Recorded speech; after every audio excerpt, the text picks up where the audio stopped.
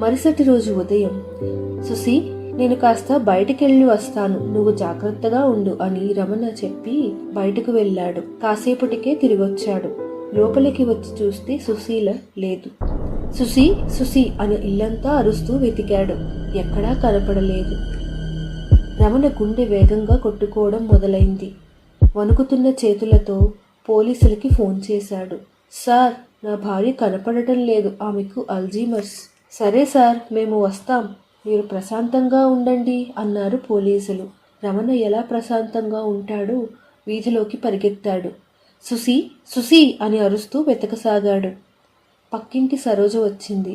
ఏమైంది రమణ గారు? రమణ కళ్ళల్లో నీళ్లతో చెప్పాడు. సుసి కనపడటం లేదు సరోజమ్మ.